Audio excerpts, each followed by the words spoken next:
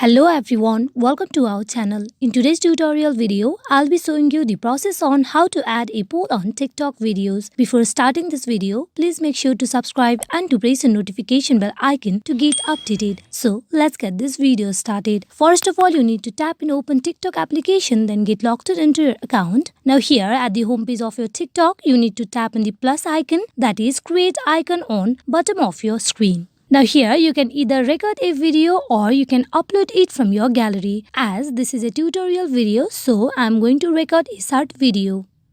After you record or after you upload a video, you need to tap on the stickers icon on right panel of your screen. There you can see the option of poll, you tap on it. Now here you need to ask a questions for your poll. So go in for asking a question.